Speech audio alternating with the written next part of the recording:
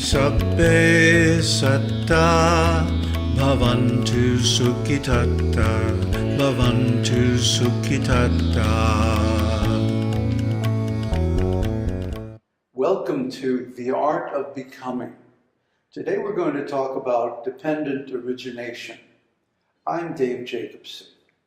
Now remember last time we read 3 verses from the Buddha, and he gave these verses as a spontaneous outburst upon seeing the realization of one of his students. But the origin of the experience that the Buddha recounts in these verses comes from his sadhana, when he's sitting under the Bodhi tree for 7 days straight without eating or sleeping or drinking, and meditating on the dharma. And there are 2 sayings of that come up to mind. That the Buddha said, one who sees the dharma sees dependent origination. One who sees dependent origination sees the dharma. And the other one is this 3 verses from the Buddha. Let me read them again.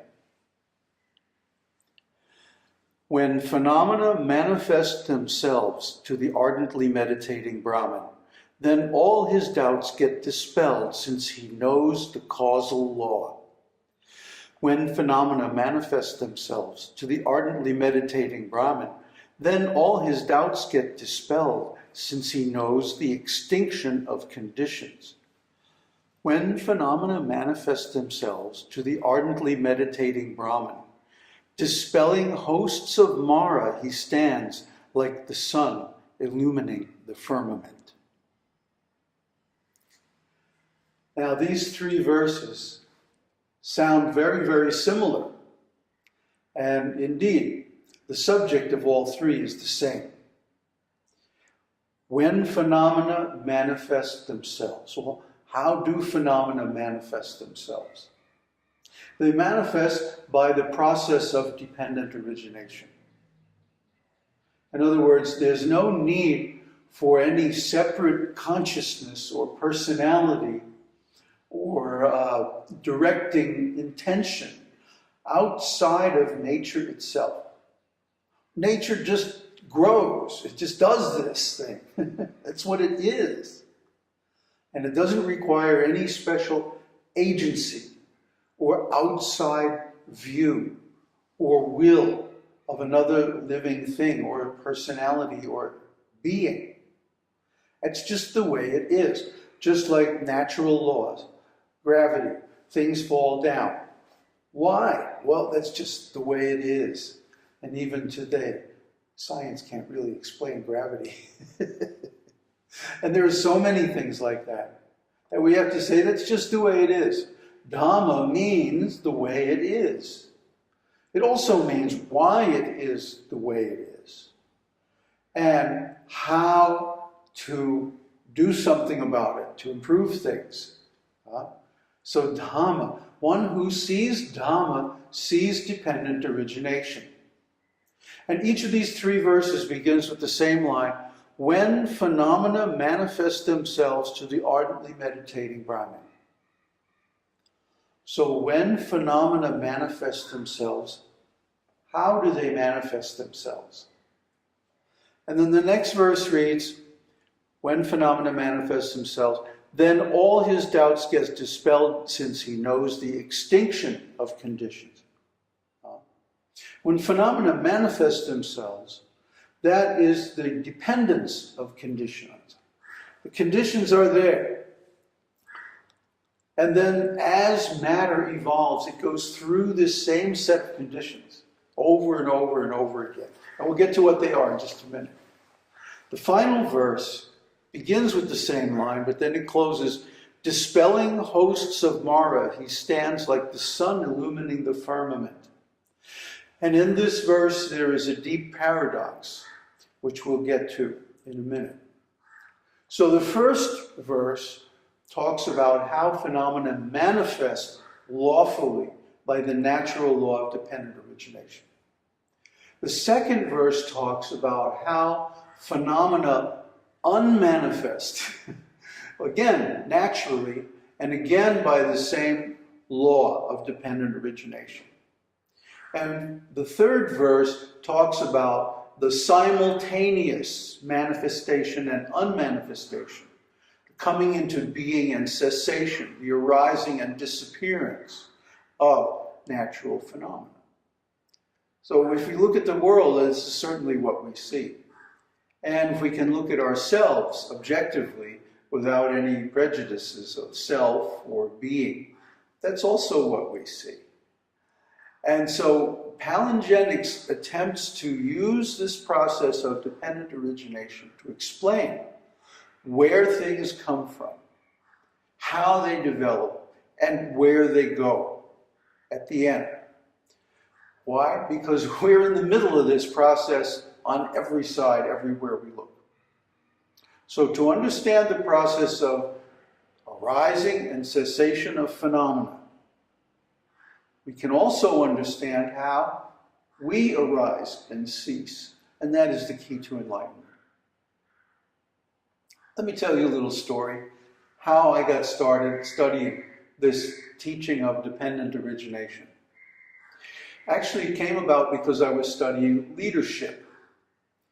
My partner Ronnie and I were trying to figure out how to structure a spiritual teaching, or especially a spiritual organization, so that it doesn't develop the symptoms that we see in so many hierarchical organizations.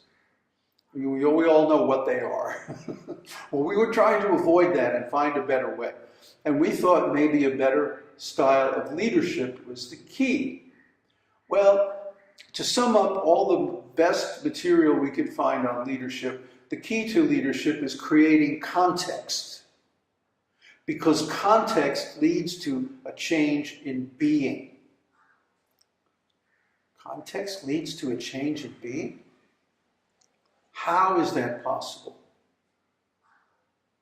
So we looked into the literature, and although people were asserting this, and a lot of people were saying, yes, this is also our experience, we couldn't find anywhere a detailed technical description of how to actually do it. And of course, looking back on it now, it's pretty clear that those people were presenting partial information so that they can get consulting gigs and make a lot of money on leadership and mindfulness seminars and stuff like this.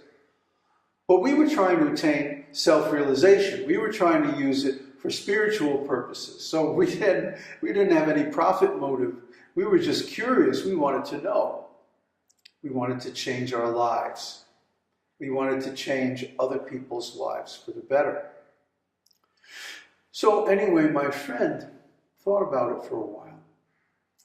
And then he suggested, you know, this business of creating meaning and being with context sounds a lot like something in the Buddha's teaching called dependent origination. I said, what? What's that?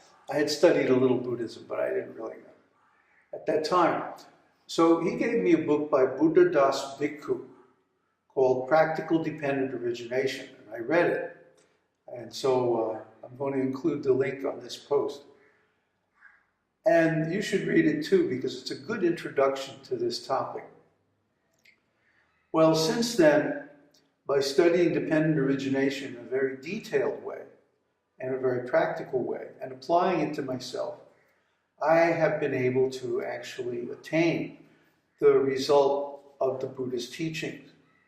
And so, feeling very satisfied about that, I want to share this process. I want to open it up and make it possible for people everywhere to get the benefit, to be able to control the process of becoming to the point where you can attain enlightenment. So here's the diagram of dependent origination.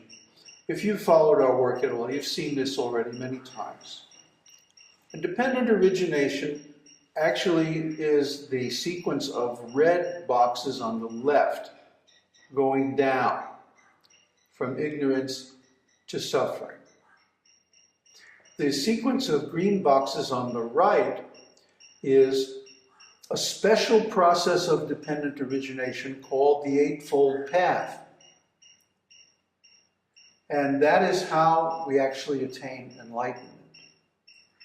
So in other words, to attain enlightenment, one needs to understand dependent origination in tremendous detail so that one can observe it in his own existence. So we're going to discuss this process.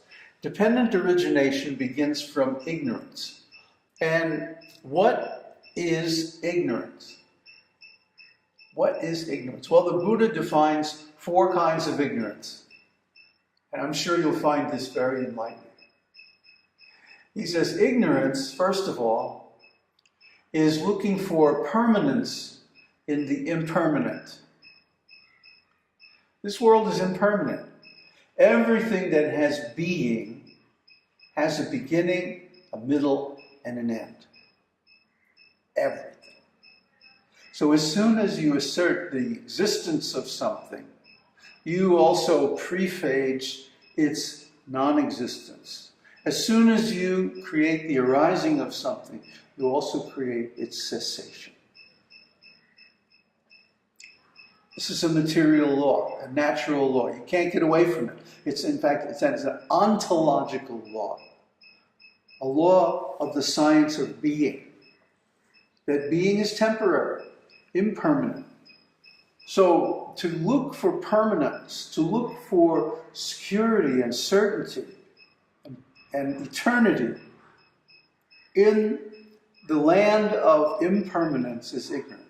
Okay, the second kind of ignorance is to look for pleasure in suffering. In other words, the Buddha, from his point of view, all life is suffering, all being is suffering, all becoming is suffering. But we're looking for pleasure. In fact, we're looking for ecstasy. And to a certain degree, we're finding it. This is why beings come into manifestation, because they are pursuing the chance that they can experience ecstasy. But what we actually experience is mostly suffering. So looking for pleasure or ecstasy in the midst of suffering is ignorance. Because of impermanence, we know everything has to go away, everything has to die, everything has to change. Still, we're looking for pleasure in this suffering, the world of death, Mara. And we're also looking for beauty in the repulsive. We're looking for beauty in ugliness. We're looking for what the mind finds pleasure in.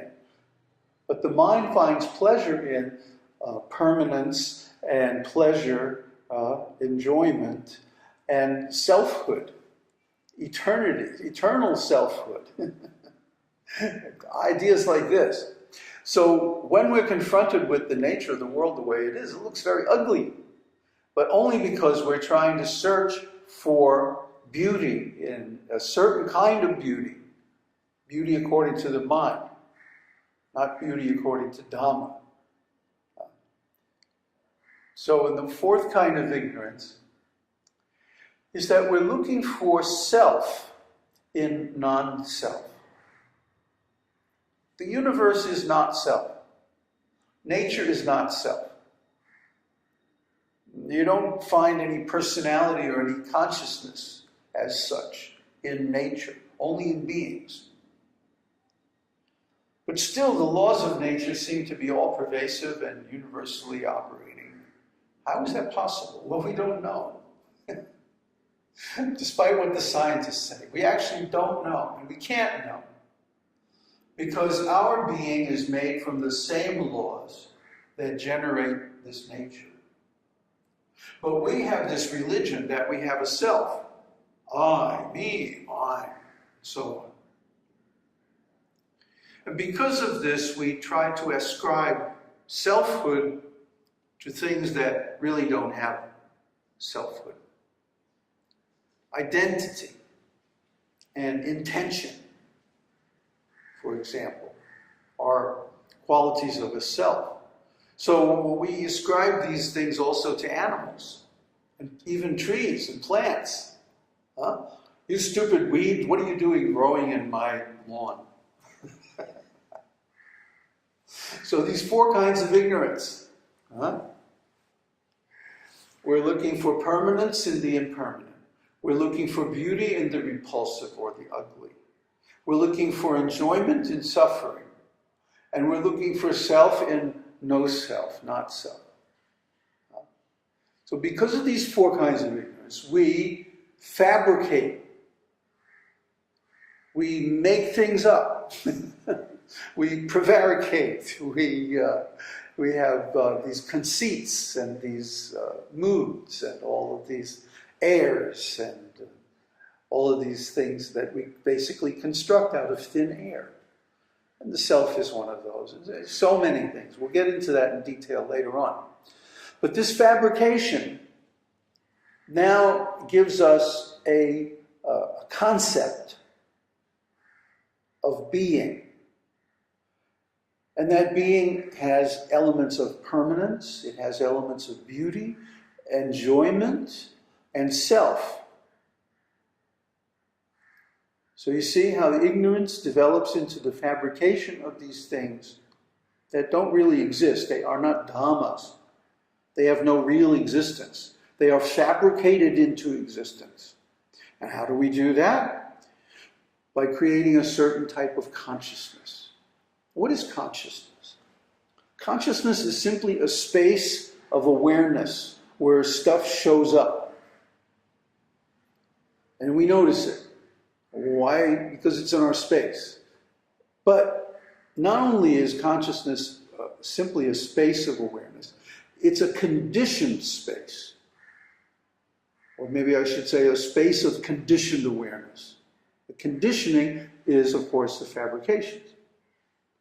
So I create a space of looking for certain things, a self, permanence, beauty, pleasure, and so on. See how this works? Being evolves through a number of steps, from ignorance to fabrication to consciousness. And what's the next stage? Name and form. Well, name and form, what is that? Name and form is the world of symbols, the world of the mind, where everything, quote unquote, that has being, that has been fabricated into existence, in other words, that we're looking and listening for in our space of awareness, now has to have a name. Okay, cat, dog, camera, room, person, computer. All these names, well, where do they come from? Well, we just make them up. The name is not inherent in the thing, in the form. Therefore, it's a formal name. A formal name. There's a formal process of generating a language, of generating an ontology, a taxonomy, a dictionary, a list of names. This is this and this is that. Okay? And so all the names we have are different from the things they represent. It's important to point this out. Simply by saying water, water, water, I don't get water. Only if I actually have the water, then I get the water. The symbol is not the thing it represents. But still, people pursue symbols and designations and names and titles and positions as if they were real. Anyway, form is the other thing. Now, every form in this universe is constantly changing all the time. We know this. Atoms are jiggling around, chemical reactions are taking place, the paint is peeling off the walls so slowly you can't see it. But over years, you can. Similarly, the body is going through changes, it's growing old, it's breaking down. Everything in the universe is like that. As soon as we say, this is a thing, this is a chair, why do we call it a chair? It's just a bunch of sticks of wood nailed together. It's a chair because we can sit in it. Now, what if the chair gets old and then I sit in it and it collapses? falls to pieces. Is it still a chair? No. What is it? Firewood. So what a thing is depends on what it does, or how it combines and fits and interacts with the things around it. So is a thing really a thing? No. No. It's again, we're giving a name to a function and saying that's a form, by definition. But since things change constantly, as soon as we give a thing a name, then that's not really the name of the thing anymore, because it changed. So just like the name is not identical or not the same as the thing it represents, the form is not the thing it represents either. It's a nominal form. A chair is a certain type of thing, not any one specific thing. You see? So it's a name that comes from a function and a form that comes from a function. Therefore, the form is only a nominal form, and the name is only a formal name. Name and form. A name and form leads to senses. 6 senses. Seeing, hearing, smelling, tasting, touching, and the mind. And that last one is the most complicated one of all. So the 6 senses are there, and the particular kind of 6 senses that we have depends on the name and form that we generated from the fabrications that we developed from our ignorance. So you can have a animal form, a plant form, a human form, or a superhuman form of some kind, or no form at all. Still, each one of those is a type of form. Even a formless form is still a form. It still requires location, space and time, and all the rest of the stuff of manifestation, including temporality and so on. So anyway, we have these 6 senses, and then there's the world that we perceive through those senses depending on their quality. The world, for example, that an enlightened person perceives is very different from the world that an unenlightened person perceives. What to speak of the world that a child perceives, or a dog perceives, or a tree, or a deva. Okay?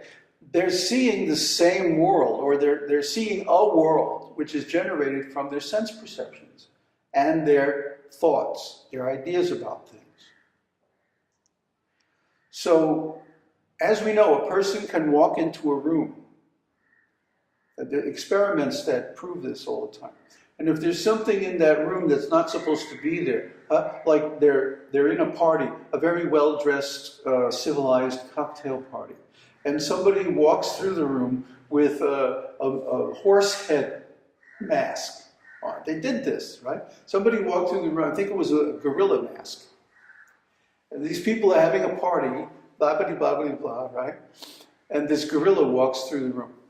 Only 1 or 2 people in this maybe 150 person group even noticed the gorilla. Why? He was out of context. Context and consciousness, remember? We're talking about how context influences consciousness because it creates a certain expectation about what is going to be in that location. And location, as it turns out, is a very important part of the vortex theory that the Buddha gave for why all this takes place and why dependent origination is like a spiral going around and around. We'll get to that in a future episode. Right now I want to continue through the basics of dependent origination. Once you have senses, you have contact. Now, once the senses contact their objects, it's basically too late to really do too much about it. You know, people try to change what their senses contact. For example, morality is all about what contacts your senses are allowed to have and what kind they're not allowed to have. Okay, most religions are very anti-sex, for example. They say you shouldn't have sex contact, or you should have the minimum sex contact. And why is that? Because the next box is called feelings. If your mind is disturbed by strong feelings, whether they're positive or negative, then it's very hard to attain the concentration required for deep meditation, insight, enlightenment.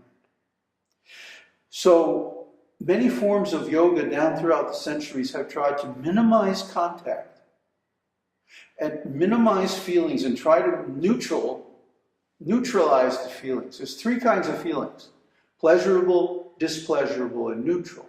So the religious path, the strategy has been to try to neutralize those feelings so they don't disturb the mind. So we get equanimity.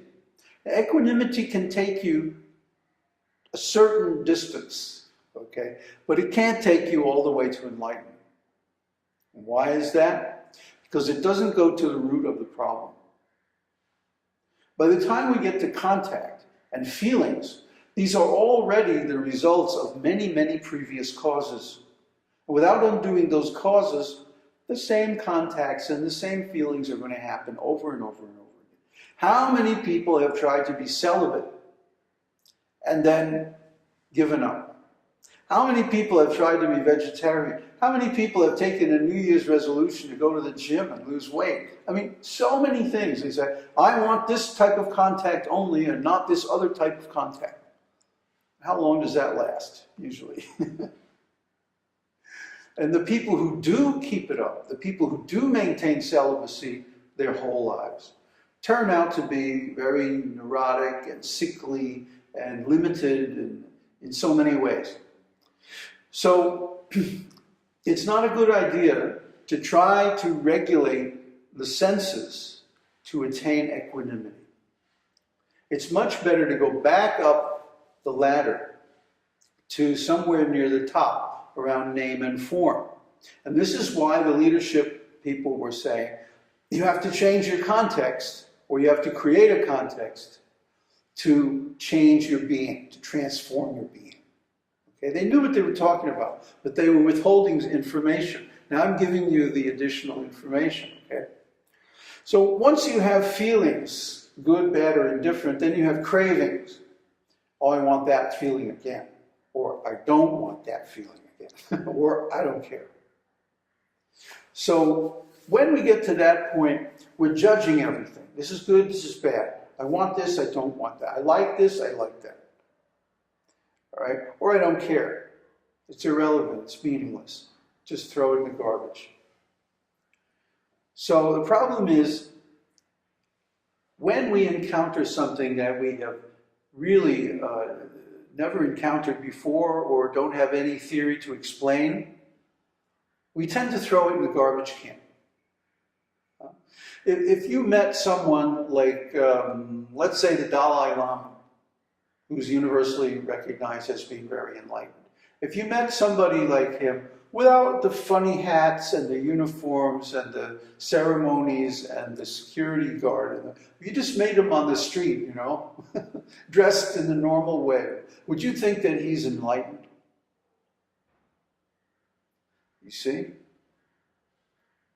The power of context to create a consciousness that looking for certain things in a certain way is what creates our world. It is what creates our experience of life. So we can change that, and we can change our lives. We can even change our beings by changing our context, by changing especially name and form and consciousness. And so palingenics in particular, and the Buddhist teaching in general, is about tools to effect those changes. And so we're going to finish up our explanation of dependent origination and also show some applications and also some reasons why it's so misunderstood in our next episode. So I hope to see you then. Sabbe satta bhavantu sukhitatta bhavantu sukhitatta.